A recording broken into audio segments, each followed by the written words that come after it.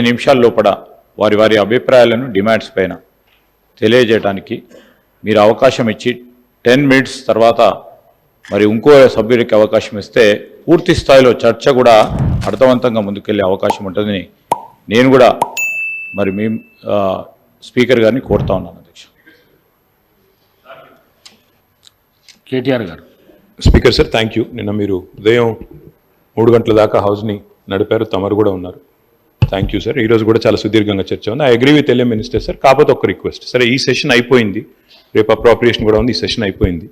దయచేసి, ఎందుకంటే కొత్త సభ్యులు 57 మంది ఉన్నారు, అందరూ కూడా మాట్లాడాలని కోరుకుంటున్నారు, మా వాళ్ళు కోరుకుంటున్నారు, మీ ట్రెజరీ బెంచెస్ వైపు కూడా కొత్త సభ్యులు కోరుకుంటున్నారు.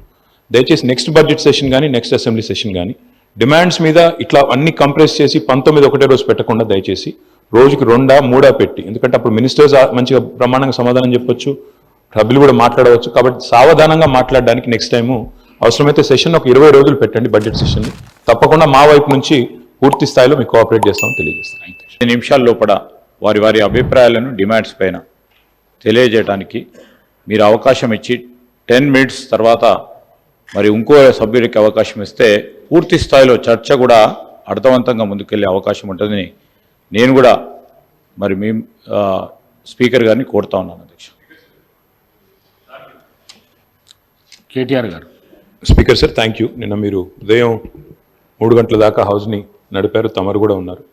Thank you sir. ఈరోజు కూడా చాలా సుదీర్ఘంగా చర్చ ఉంది. I agree with LA minister sir. కాకపోతే ఒక రిక్వెస్ట్, సరే ఈ సెషన్ అయిపోయింది, రేపు అప్రోప్రియేషన్ కూడా ఉంది, ఈ సెషన్ అయిపోయింది.